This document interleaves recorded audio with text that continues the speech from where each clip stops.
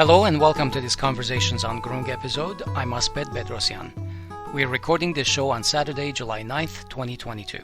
Today we're talking about and reminding you about the Armenian Diaspora survey, which is in progress right now.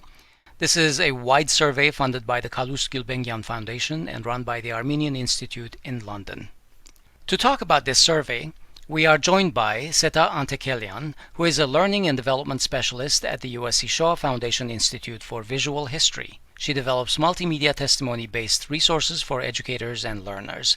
She is a doctoral student in USC Rossier's Global Executive Doctor of Education program. Sedda is active in the Armenian American community with organizations like the Ararat Eskijian Museum and the Anka Western Region Education Committee. We also have with us Gegham Mughnetsyan, who is the Chitjian Researcher Archivist at the USC Dornsife Institute of Armenian Studies. He works with post-genocide archival materials of the Armenian Diaspora. Gegham is a graduate of UC Berkeley and also the American University in Washington, D.C., with a background in international affairs, focusing on peace and conflict and U.S. foreign policy towards Nagorno Karabakh. Hello and welcome to you both, Sedda and Gegham. Hello. Hello. All right, good to have you on board. In May, we talked with Dr. Chitjian Researcher at Oxford University, who is the administrator of the Armenian Diaspora Survey projects, the current phase of which is polling Armenians in the U.S. and Ontario, Canada. The current phase ends later this month, July 29th, 2022. Sedda and Gegham, you are the Western U.S. coordinators of the survey. Can you remind us what the project is and its goals? Yeah, the Armenian Diaspora Survey is a research project that is administered by the Armenian Institute of London and funded by the Kalus Gulbenkian Foundation. And essentially, its purpose and the motivations behind this project are really to capture the voices, the views, the way in which individuals in the Armenian diaspora are really thinking about their identity, culture, any other topic related to our Armenianness, if you will, such as religion, language, really just gathering this type of data from the communities within the Armenian diaspora to really just get data that we could have, substantial data, something on paper, statistics that could really just inform ourselves more about who we are across different generations. The project and questionnaire that is available, it's a 50-question questionnaire. It takes about 15 minutes to complete, and about anyone from 18 and up can take this survey. And so with that, we do hope to capture, as I mentioned, different generational voices of Armenian and in the diaspora to really just understand who we are, how we differ, but how we're also very similar in that way across the board. Gegham, what kind of questions do you ask? The questions vary. Some are generally to try to holistically capture an individual's view and participation in their own diasporan community and the views and attitudes they have about, I would say, some things that we have generally taken for granted in the diaspora or have our own deep stereotypical attitudes toward how the community or Armenian diaspora in general feel about. These questions being involvement in predominant diasporan organizations, regular involvement and attendance in religious institutions, attitudes toward relationships between community members within and without, around the diaspora, relationships between diaspora as a whole and the Republic of Armenia as it is perceived by the members of those diaspora. For some, it is perceived as a homeland. For others, it is perceived as a home for the Armenians globally. For some others, it might be an independent state on its own that we, as not just as diasporans, but as citizens of countries, foreign countries that we live in, should have a relationship with. So all these things, I feel like over the years, people have formed their opinions around it. But I think Dr. Chitjian Researcher also mentioned that one of the surveys in one of the cities, a participant, after completing it, mentioned, this is the first time that my opinion has been asked. Yeah. So that aspect that the community, a diaspora, is not composed of organizations, but on the basic level, it is composed of individual people whose collective opinion is what ends up forming a direction a diasporan community takes, or a relationship between states and communities takes. Hmm. So it is very important to evaluate the temperature of those opinions and what the people think. At the end of the day, it is important to ask the individual what their opinions are of certain issues, what issues matter to them, so that the organizations and diaspora as a collective can properly respond to those challenges and questions. What needs to happen in this phase to be considered a success? Well, in order for us to really, researchers who are really working on evaluating and analyzing this particular data that's collected from the questionnaires, we really just need a good sample size, essentially. Of Right. course, we have thousands of Armenians here, specifically in the United States, across the nation. However, we don't need every single, we don't need every individual for a sample size. However, the more the better, of course. And so with that, what's really so essential as we come close to the end of the survey, July 29th, share the survey, share the link with your friends, your family, anyone really who within the United States and Ontario, Canada. At this phase, we really just need you to share and then get as many voices possible. You said thousands, but actually hundreds of thousands, right? Because the estimate for Armenians in the United States is around 1 million of us, and I'm not sure what the population is in Ontario, Canada. It's probably about 100,000 or so. So, do you know if this phase is going well? Do you know what the already collected size is of the results? We don't have an accurate number at the moment, but Hmm. we have had a very large, enthusiastic response so far, and so we can only we only want we only desire, of course, and seek more, but no, the yes, not a solid number yet, but we're just looking for more. Okay. Well, Gegham, another question for you. What happens after the end of this phase? Who goes to work on the results, and what do they do with the data? The work that happens with the data is twofold. There is the qualitative and the quantitative Hmm. aspect of the research. Quantitative is formed by the responses people provide on the survey, by the questions, which are later categorized by there are in the forms of charts, and then breaking down of the data in that sense. Then after that phase, one could clarify where the responses were from, which cities, because obviously we are, the focus is on Los Angeles, Detroit, New York, Hmm. and Toronto as centers of collecting this information, but anybody living in North America could take the survey. Obviously, at this stage, while the survey is not yet complete, we're not able to yet tell from which points the participants would be, but afterwards, they could easily scan that out. And another interesting thing that could be derived from the survey results is that unlike other communities, for example, Beirut or Rostov-on-Don, where the survey has been done in the past, United States in general is a hub of kind of secondary diasporas, right? Hmm. People who were already diasporans and then moved here. They've moved, yeah. Yes, so but that's why we have afterwards. There's a question in the survey where it says where you or your parents were born, right? Where you came from. Hmm. So depending on that, one could derive from the results of if it was the Lebanese Armenian Americans who took the survey more, or it was the Armenian Americans from Hayastan, or Armenian Americans from Iran that took the survey more in when the numbers are compared.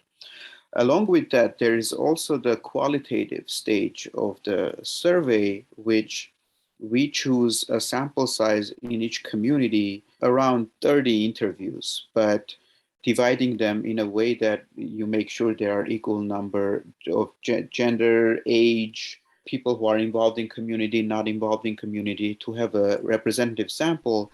And our survey providers do an in-depth 1-hour interview with each interviewee. And after the interviews are done, the person who conducted the interview writes a detailed report on each of the interviews. And this kind of gives an in-depth follow-up as a supplement to just the survey questions themselves. So you know both how people feel about a question, but also how people are actually thinking at length about some of these questions that are very personal and you are not able to fully grasp the attitude from just an ABC choice in a survey, and that needs a much longer response. Very interesting. So that will take place for about 5-6 months after the survey is done. This work will be conducted, and then early next year, the results will be shared. Who can have access to this data? The general public first will have access to this data. Anyone really who goes to ArmenianDiasporaSurvey.com and finds and goes under the survey tab there, as Gegham said, the most recent survey from 2022 will be available in the next year.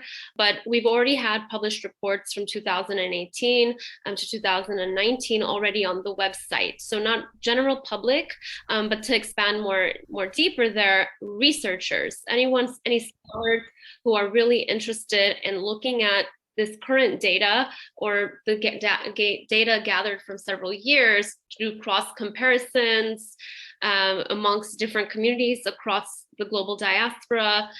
So it's internationally, anyone interested is able to access this, and most notably organizations, Armenian community organizations. So the raw data is actually going to be available publicly, or does a researcher need to submit a proposal of some sort to gain access to it? Well, in the published report, it is... I was specifically referring to the raw data rather than the published reports.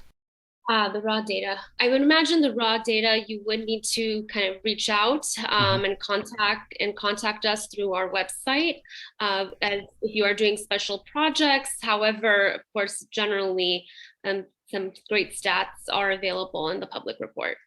Yeah, whatever is already available is very extensive.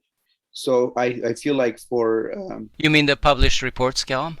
Published reports, everything that it's available on the website. Yeah, for researchers who are probably going to use this as a supplemental material, or for general public looking into it, I mean the non-specialist public, this is one I could say more than enough that one would need. But as you said, for very niche specific researchers who would want to go into the data itself, I think the idea was from the beginning of the survey that this would all be made available to all those who reach out.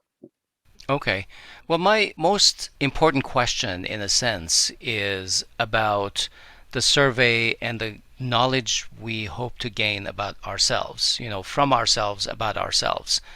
How is this survey going to tangibly improve our lives as Armenians in the diaspora and as Armenians in general? What's the value proposition? We take this survey, hundreds of thousands of us hopefully will take the survey, and then what? In 2, 3 years, 4 years, 5 years, 10 years, how will we see an improvement in the way the diaspora is maybe organized or thinks about itself or relates to Ayastan or anything? Yeah, very, very important question. And in my personal opinion, when I as a survey taker, first of all, and then as a member of the advisory committee who has this year been personally involved in how it's run and basically advertising and spreading the news about it. And being a researcher myself who has been involved in the community, the diasporan community for a long time and has asked this question myself. First of all, it uncovers a lot of answers that we thought we comprehended, but turns out they are not as simple as we thought. But what it shows is that some of the questions that if 70% or 80% of the people are interested in diasporan affairs, but only 20-30% are involved in the diasporan organizations, that to a person who is in a leadership role in those organizations will clearly show that the organizations do not address the needs of those interested in the community affairs. They are not in tune with it. So hopefully by looking through this from that organizational point, they could see that they have to step up to address those challenges. Yeah. Because the community is not responding to what they are standing for now. Just that one aspect of it, me coming from it as being a survey taker and somebody who's involved in organizations, I personally would see that as a great help. But then to individuals themselves, those who think that they are this island in the community, who think a certain way that nobody else is thinking, and then by looking through the results and then saying that 70, 80, 90% of the rest of their compatriots, their peers in their age group, have the same exact attitude, that also will inform the individual that, they're not that apart from the community. No, you're absolutely right. And I think, I don't think there's a stated goal to help the diaspora's organization or structure, but the reality is that a representative diaspora leadership has always been an issue, and there's not enough data to drive decision making even, and maybe this can provide the kind of data that will represent the people in a sense. Yes. From my lens as well, in terms of education, as I'm an educator, specifically thinking about, of course, students and the youth, and, of course, collecting the data and understanding ourselves in the present is very critical to make changes now. But as I mentioned before, what's so amazing and unique about the survey is that it's across the generations, and a response from an 18-year-old will be so significantly different than responses from those 60 and up, for example, right? And so with that, how I see it is, if we look at, our organizational leadership really takes this data and looks at, okay, what is on the mind of the 18 to 25-year-olds? What's on their mind? And how can we take what's of interest to them and look and have those maybe tough conversations even about how we're going to change our organization, make those modifications to make the approach across the organization attractive and maintain and sustain the uniqueness of what these organizations stand for, their mission, and how are we going to be able to make those adjustments to make sure that we are evolving with the times. Yeah, absolutely. And so that's, I feel, adding on to what Gegham said, I think that's very critical, and that is, of course, and from my lens, of course, the greatest value here are those young voices, especially. Yeah, I completely agree with you, because I see from my own kids, for example, that what being Armenian means to them is completely different than it is for me. Right? They relate to their friends, to their community, to their host country here in America completely differently than my relationship with those respective things. All right. Thank you both. We're going to leave it there for today. Thanks for your time, Sedda, Gegham. Thank you. Yeah. Good luck with the survey, and we look forward to great outcomes at some point. Thank you so much. And I'll just add, go to ArmenianDiasporaSurvey.com and take the questionnaire today. All right. Bye-bye. Bye. Bye. Thank you. All right, that's our show today. Now go take the survey at ArmeniaDiasporaSurvey.com As always, we really want you to subscribe to our YouTube channel and follow us on Twitter and like our Facebook page. Go, go, go! We'll talk to you soon.